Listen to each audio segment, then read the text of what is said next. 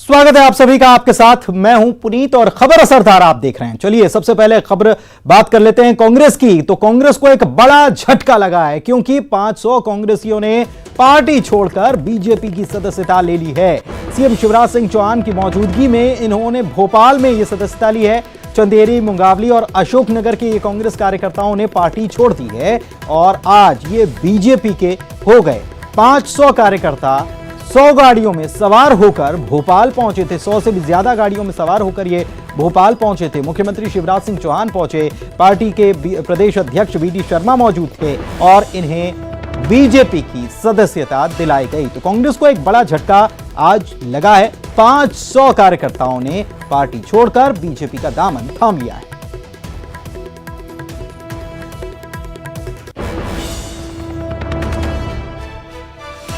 ये बड़ी खबर और कांग्रेस के लिए एक बड़े झटके वाली खबर है कि कार्यकर्ताओं ने पार्टी छोड़ दी।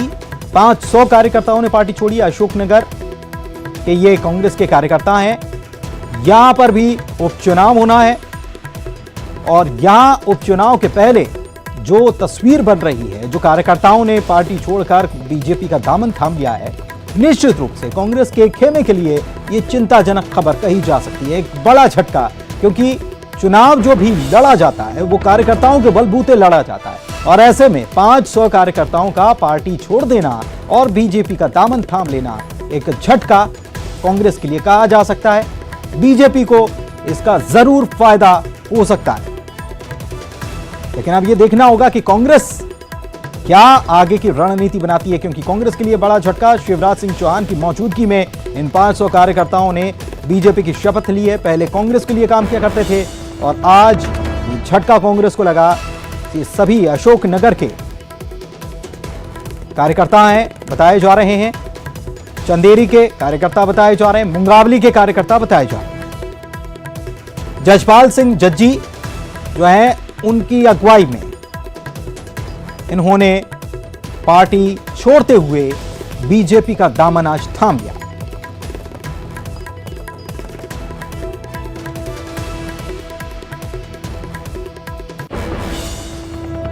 पूर्व विधायक जजपाल जज्जी के नेतृत्व में आए और सीएम शिवराज सिंह चौहान की मौजूदगी में इन्होंने सदस्यता ली।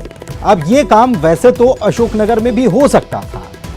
अशोकनगर की 2 सीटों पर उपचुनाव होना है, लेकिन भोपाल में इन कार्यकर्ताओं को लाकर और इनका शपथ, इनका पार्टी ज्वाइन कराना एक बड़ा मैसेज है। अनुराग हमारे सहयोगी हमारे साथ लाइव जुड़े हुए हैं, उनके पास चलते हैं। अनुराग, कांग्रेस के लिए बहुत तगड़ा झटका, क्योंकि कोई भी चुनाव जो लड़ा जाता है वो कार्यकर्ता के दम पर लड़ा जाता है और ऐसे में 500 कार्यकर्ताओं का पार्टी को अलविदा कह देना वाकई में पार्टी के लिए परेशानी का सबब, वो भी तब जब उपचुनाव होना है। 2 सीटें यहां की।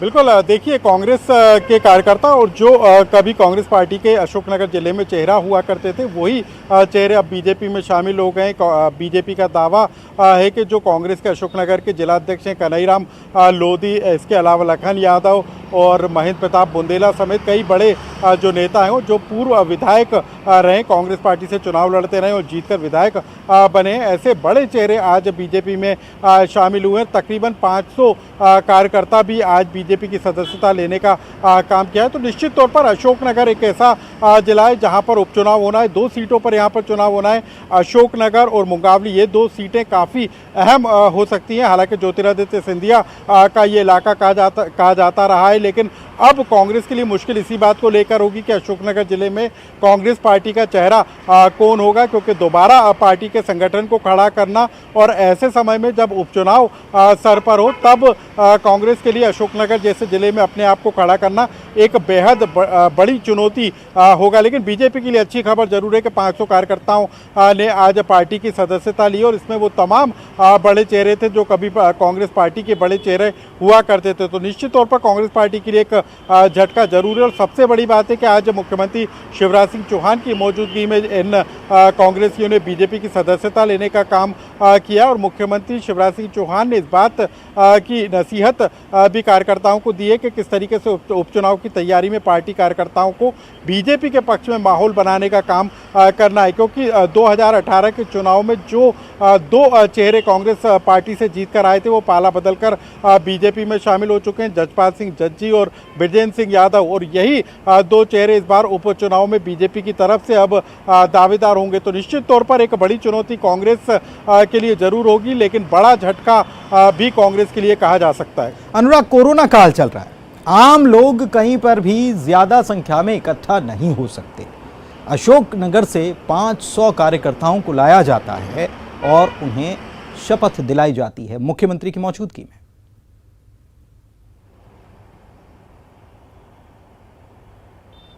बिल्कुल, देखिए 4 बसों में और अलग अलग गाड़ियों के जरिए ये 500 के करीब कार्यकर्ता हैं जो बीजेपी दफ्तर में पहुंचे थे, लेकिन सोशल डिस्टेंसिंग का पालन हुआ या नहीं हुआ इसको लेकर अभी बीजेपी ने कोई तस्वीर नहीं जारी की है, क्योंकि मीडिया को भी बीजेपी दफ्तर के अंदर एंट्री को रोक दिया गया था। लेकिन जो तस्वीरें निकल कर आई हैं वो ये जरूर बयां करती हैं कि उपचुनाव की तैयारी पर सोशल डिस्टेंसिंग के जो गाइडलाइन है वो कहीं भारी पड़ते हुए जरूर नजर आ रहे हैं। हालांकि अभी तक कोई तस्वीर अंदर की निकल कर नहीं आई, लेकिन 500 की बड़ी संख्या में कार्यकर्ता पहुंचे थे। ये जरूर एक अच्छी बात थी कि बीजेपी दफ्तर में अलग अलग विधानसभा वार पार्टी के नेता और कार्यकर्ताओं को रखा गया था। चंदेरी से जो पार्टी के नेता और कार्यकर्ता आए थे उनको अलग रखा गया था। इसके अलावा जो मुंगावली और जो अशोकनगर विधानसभा क्षेत्र से कार्यकर्ता आए थे उनको अलग अलग ग्रुप बनाकर, अलग अलग समूह बनाकर उनकी सदस्यता दिलाने का काम किया गया। चलिए, बहुत बहुत शुक्रिया अनुराग आपका इस जानकारी के लिए।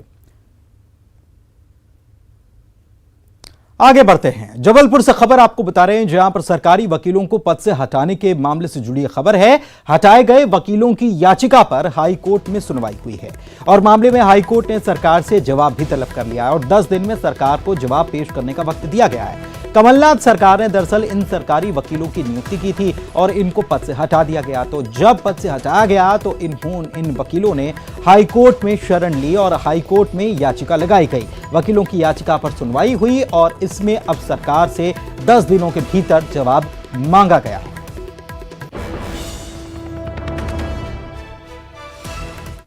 अधिवक्ताओं को हटाए जाने की याचिका थी, जिस पर सुनवाई करते हुए माननीय उच्च न्यायालय ने अंतरिम राहत देते हुए सारे जो अपॉइंटमेंट्स होंगे उनको subject to outcome of the petition करा है।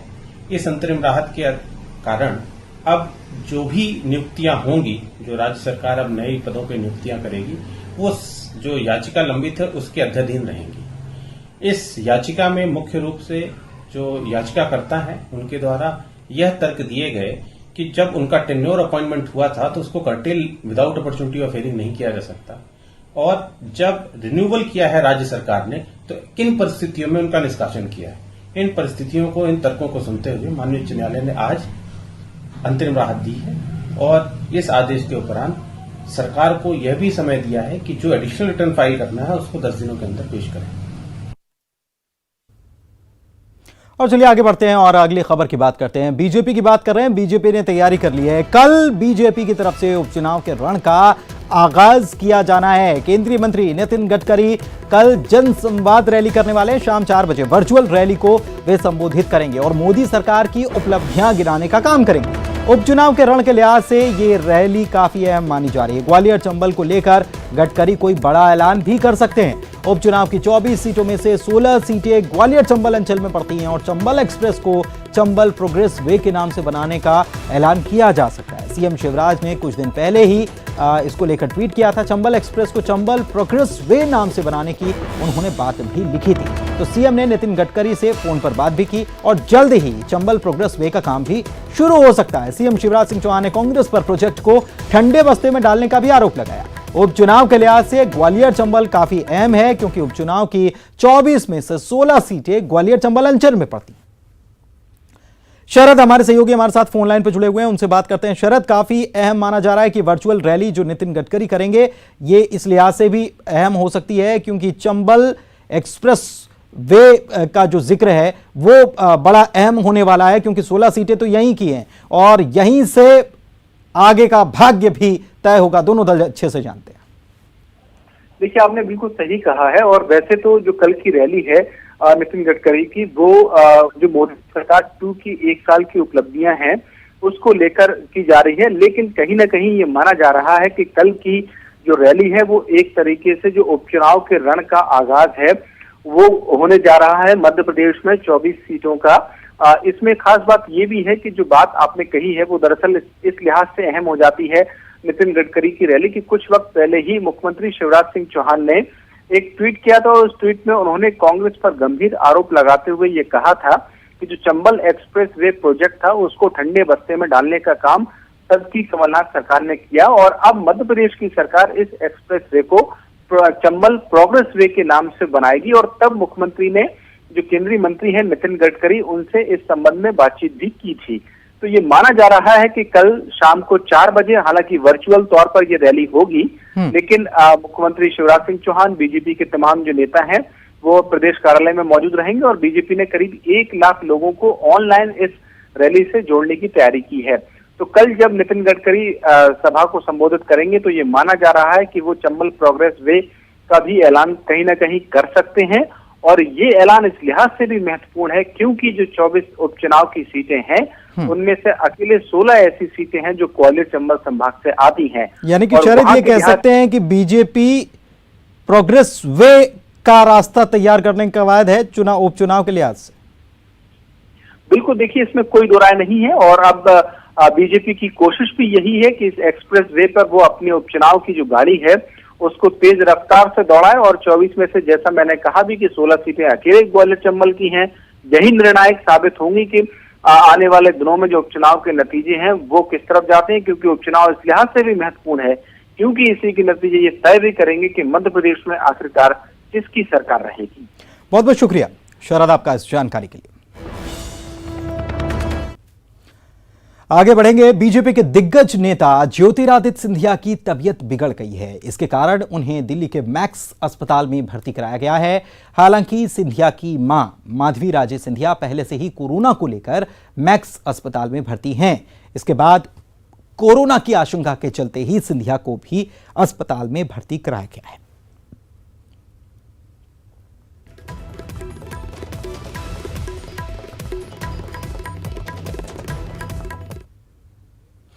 और वहीं ज्योतिरादित्य सिंधिया के अस्वस्थ होने पर सीएम शिवराज सिंह चौहान ने ट्वीट किया। सिंधिया और उनकी माताजी के जल्द स्वस्थ होने की कामना की।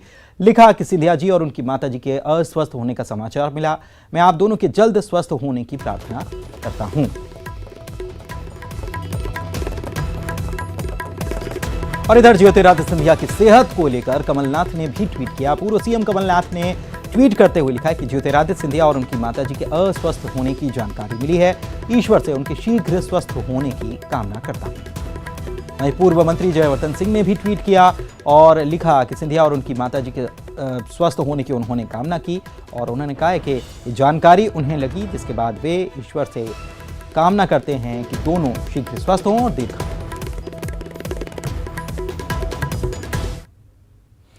असम के तिनसुकिया जिले में ऑयल इंडिया के गैस के कुएं में भीषण आग से अफरा तफरी मच गई। आग की लपटें दूर दूर से नजर आ रही थी और करीब काफी किलोमीटर तक देखी जा रही थी। ऑयल इंडिया के मुताबिक कुएं से गैस बाहर आ रही है, जिससे कि आग और भड़कती जा रही है। तस्वीर देखिए, असम के तिनसुकिया की तस्वीर।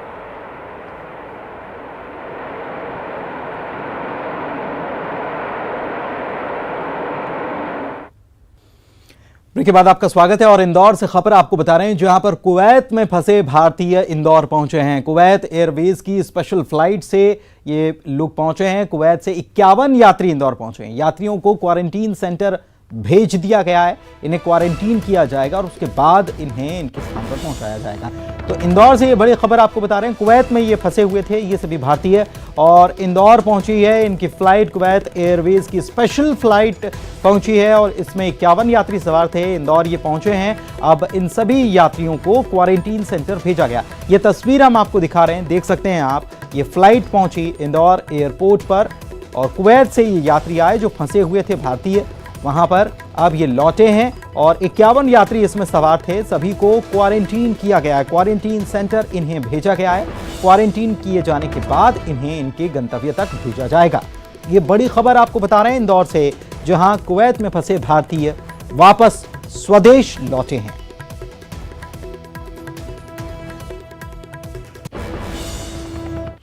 और भारतीय राजनयिकों को परेशान करने के मामले में भारत ने पाकिस्तान से कड़ा विरोध दर्ज कराया। यह सूत्रों के हवाले से खबर आपको बता रहे हैं। दूतावास के सीडीए की जासूसी का मामला भी उठाया गया है। सूत्रों के हवाले से खबर है 6 और 7 जून को भी परेशान किया गया, ये सूत्र कह रहे हैं। और 31 मई के बाद ऐसे मामलों में बढ़ोतरी हुई है। आईएसआई के गुंडे भारतीय राजनयिकों को परेशान कर रहे हैं। पाक उच्चायोग जासूसी कांड के बाद अधिक परेशान किया जा रहा है। ये सूत्रों के द्वारा खबर आ रही है कि इस मामले को लेकर भारत की तरफ से पाकिस्तान से कड़ा विरोध दर्ज कराया गया है। दूतावास के सीडीए की जासूसी का मामला भी उठाया गया है। 6 और 7 जून को भी परेशान किया गया है। ये सूत्र बता रहे हैं कि 31 मई के बाद ऐसे मामलों में इजाफा हुआ है। आईएसआई के गुंडे भारतीय राजनयिकों को परेशान कर रहे हैं और इस मामले को लेकर भारत ने पाकिस्तान से इस पर कड़ा विरोध दर्ज कराया है। बड़ी खबर आपको बता रहे हैं।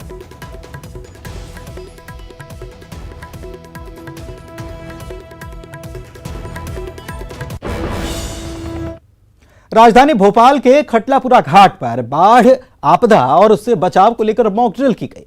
इस दौरान एसडीईआरएफ की टीम ने लोगों को आपदा से बचने की तैयारी दिखाई। बीते साल खटलापुरा घाट पर नाव डूबने से बड़ा हादसा हुआ था और इसी से सबक लेते हुए एसडीईआरएफ की टीम ने अपनी तैयारी का डिमॉन्स्ट्रेशन भी किया। सलामी देने के लिए मंच की ओर आगे बढ़ती हुई यह हमारा सौभाग्य है। इस कोरोना काल में जिस तरह से होमगार्ड के सैनिकों ने सेवा की है, वास्तव में वो अनुकरणीय है, वो वंदनीय है, वो अभिनंदनीय है। जैसे जवान ने सीमा पे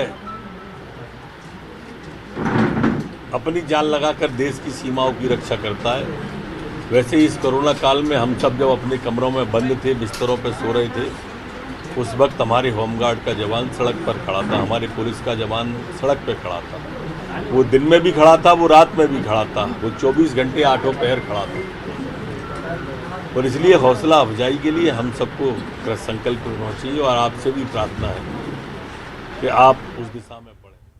राजधानी भोपाल में शराब की दुकानें खुली हैं। आबकारी विभाग का अमला दुकानों का संचालन कर रहा है और विभाग का अमला दुकानों का संचालन करता हुआ दिखा गया। करीब 80 दिन के बाद एक बार फिर से दुकानें खुली हैं।